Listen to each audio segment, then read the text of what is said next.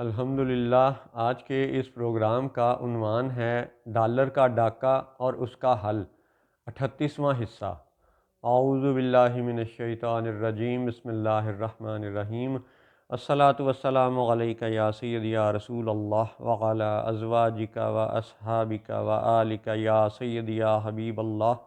الحمدللہ لاہور شہر میں آج بروز اتوار 4 رمضان المبارک 1444 ہجری اور 26 مارچ 2023 عیسوی کا دن ہے۔ آج کی اس دنیا کو سمجھنے کے لیے اگر آپ یہ گمان کریں کہ محض فائنانس کا علم کافی ہے تو یہ بات درست نہیں۔ اگر آپ صرف پولیٹیکل انالیسس کے ذریعے اس زمین دنیا کے حقائق کو پوری طرح سے تجزیہ کر سکیں تو یہ بھی ناممکن ہے۔ آپ کوشش کریں، کسی حد تک کامیابی ضرور ملے گی، لیکن مکمل کامیابی اور مکمل تجزیے کے لیے آپ کو مذہبی پہلو کو، دین کے پہلو کو سامنے رکھنا پڑے گا، الہامی کتب کو مد نظر رکھنا پڑے گا، قرآن پاک کے حقائق کو مد نظر رکھنا پڑے گا۔ یہ ممکن نہیں ہے کہ رسول اللہ صلی اللہ علیہ وسلم کی دی ہوئی غیب کی خبروں کو پڑھے بغیر، مانے بغیر آپ آج کی دنیا کا تجزیہ کر سکیں۔ تو آج کی دنیا کا ایک تجزیہ یہ بھی ہے کہ آج ساری دنیا پر پھیلائی گئی یہ مہنگائی، یہ مصنوعی مہنگائی ہے، یہ حقیقی مہنگائی نہیں ہے۔ اب پچھلے پروگرام میں جو بات ہوئی کہ پاکستانی فوج کے حوالے سے، اسی کو آج اس پروگرام میں جاری رکھتے ہیں کہ سب سے پہلا نقطہ فوج کو سمجھنے کے لیے یہ ضروری ہے، اور ساری دنیا کو سمجھنے کے لیے یہ ضروری ہے کہ رسول اللہ صلی اللہ علیہ وسلم نے ہمیں بتایا، امت کو بتایا کہ تمام نبیوں نے فتنہ دجال کی خبر دی ہے، دجال کے فتنے سے اپنی اپنی قوموں کو خبردار کیا ہے۔ یہ بات ہمیں رسول اللہ نے بتائی صلی اللہ علیہ وسلم، اور تمام انبیاء علیہم السلام کی نسبت سے بتائی۔ اس کا مطلب ہے کہ اس آخری بڑے فتنے کا غلغلہ شور پہلے سے تھا۔ ہر نبی نے اپنی قوم کو بتایا کہ ایک فتنہ آئے گا، اور ہر نبی نے یہ بھی بتایا کہ ایک آخری نبی بھی آئے گا، اور وہ آخری نبی تو محمد الرسول اللہ صلی اللہ علیہ وسلم ہے، جنہوں نے ہمیں یہ بتایا کہ ہر نبی نے دجال کے فتنے کی بھی خبر دی ہے۔ تو اب آپ اس کو ذہن میں رکھ کے یوں سمجھیں کہ یہ جو سب سے بڑا فتنہ قرار دیا گیا ہے، جسے المسیح الدجال کہا گیا حدیث پاک میں، اس کا ایک پہلو یہ بھی ہے کہ دجال قبلہ اول کا حاکم ہوگا اور وہ جھوٹا ہوگا۔ اور یہ صرف ایک حاکم کی بات نہیں ہے، اس وقت باقی حاکموں کی اور باقی بڑے بڑے عہدیداروں کی بات یہ ہوگی کہ حتی اذا فتحت یاجوج و ماجوج وہم من کل حدب ینسلون، کہ جب یاجوج اور ماجوج کھولے جائیں گے تو پھر وہ ہر بلندی سے ڈھلکتے نظر آئیں گے، خواہ وہ پاکستان کے آرمی چیف کی سیٹ ہو، خواہ وہ مکہ کے حاکم کی کرسی ہو، خواہ وہ ترکی کے حاکم کی کرسی ہو، خواہ وہ مصر کے حاکم کی کرسی ہو، ہر جگہ سے یہ ڈھلکتے نظر آئیں گے، ہر بلندی سے یہ ڈھلکتے نظر آئیں گے۔ تو اس لیے آج کے عالمی حقائق کو، زمینی حقائق کو سمجھنے کے لیے قرآن سب سے بہترین ذریعہ ہے۔ اور یہ بھی بات ذہن میں رکھیں کہ المسیح الدجال جو سب سے بڑا فتنہ ہے، دراصل یہ عقیدہ ختم نبوت کی جنگ ہے۔ کیسے؟ وہ ایسے کہ وہ صہیونی جو یہودیت کا لبادہ اوڑھے ہوئے ہیں، وہ جو خیبر اور مدینہ میں کئی سو سال سے، کئی صدیوں سے، بلکہ کئی ہزار سال سے بیٹھے ہوئے تھے، انتظار کر رہے تھے کہ ایک آخری نبی آئے گا، تو اس انتظار نے ان کو خیبر اور مدینہ تک لا کے رہائش پر یعنی مجبور کیا کہہ لیں، یا وہ انہوں نے رہائش اختیار کی اس آخری نبی کے انتظار میں۔ لیکن جب اس آخری نبی کا اظہار ہوا، وہ ظاہر ہوئے، وہ پیدا ہوئے مکہ شریف میں، پھر مدینہ شریف ہجرت کی، تو نبی کریم صلی اللہ علیہ وسلم کو ان صہیونیوں نے، ان یہودیوں نے ماننے سے انکار کر دیا۔ یعنی آخری نبی کا انکار ان یہودیوں نے کیا۔ تو یہ ہے اس ختم نبوت کی جنگ کا پہلا مرحلہ۔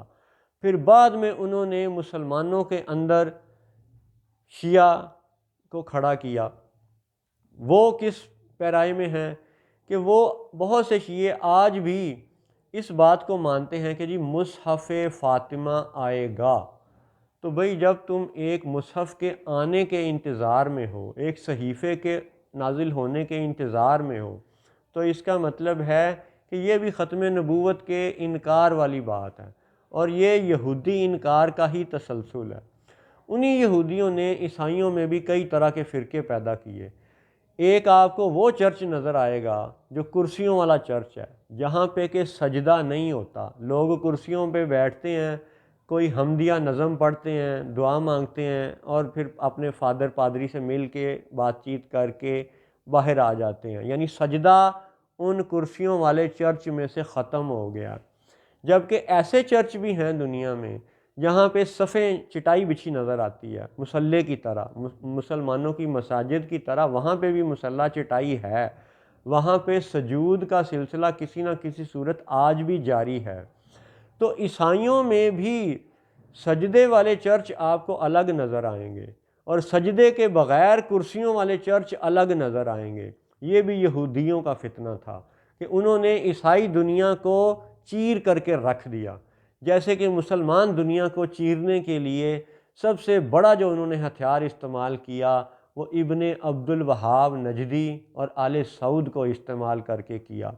مسلمان امت کو یوں چیر کر کے رکھ دیا کہ آج تک مسلمان امت ان زخموں کو محسوس کرتی ہے، ان کا کرب آج بھی ہم سب محسوس کرتے ہیں کہ مکہ والے بظاہر اسلام کا لبادہ اوڑے ہوئے ہیں، لیکن یہ بھی ختم نبوت کے منکر ہیں۔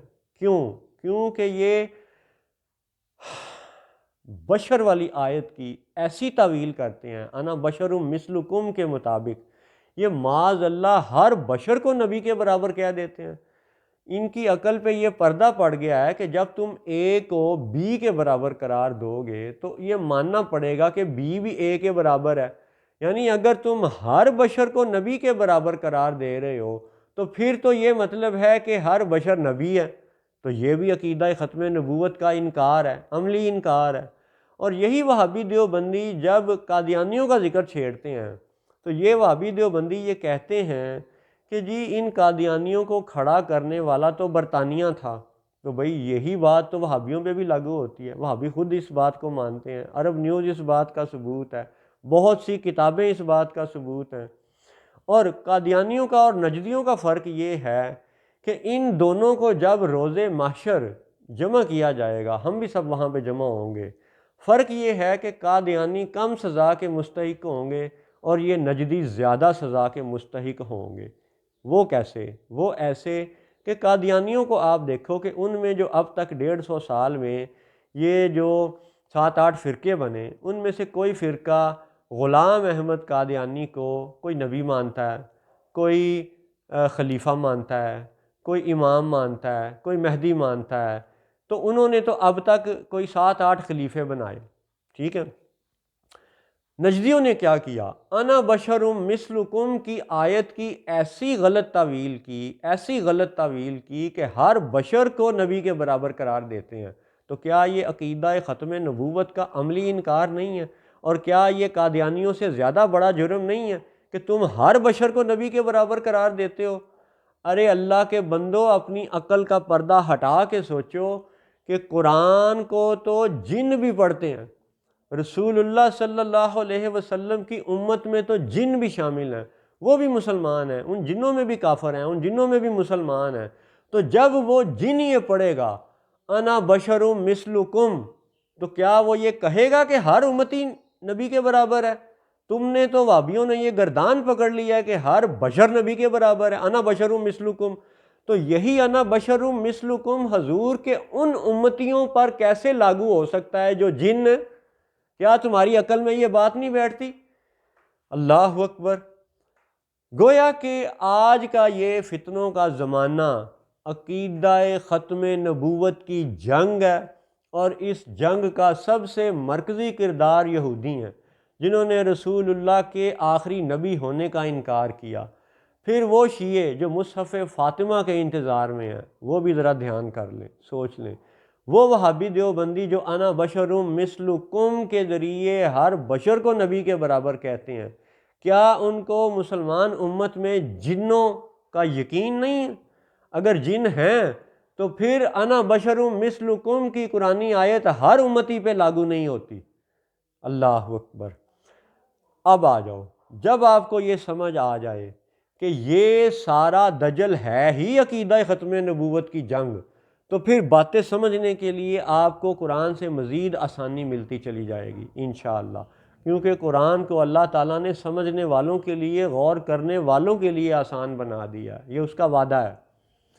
اب آؤ، پچھلے پروگراموں میں ہم نے پاکستانی فوج کے قادیانیوں کا ذکر کیا کہ پہلا مارشل لا لگانے والا سر ملک غلام محمد، یعنی سر کا خطاب دینے والے کون ہیں؟ برطانوی ڈاکو۔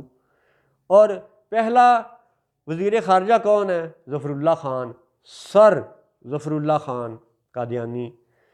سر سید احمد خان، علم کے نام پر قوم کا بیڑا غرق کرنے والا، فرشتوں کا منکر، قرآن کا منکر، دین کا منکر، اور آج وہی سارا جتھا ان IMF اور دیگر اداروں سے، ان انگریزوں سے معاہدے کر رہے ہیں جنہوں نے ان کو بٹھایا، تو لہٰذا بٹھانے والے بھی ڈاکو اور یہ معاہدے کرنے والے بھی ڈاکو، اس لیے ان معاہدوں کا منسوخ ہونا لازم ہے، منسوخ کرنا بروئے قرآن ان سب پر فرض ہے جن کو اللہ نے بندوق دی، قلم دی، ترازو دیا، یہ سب اللہ اور رسول کے مجرم ہیں۔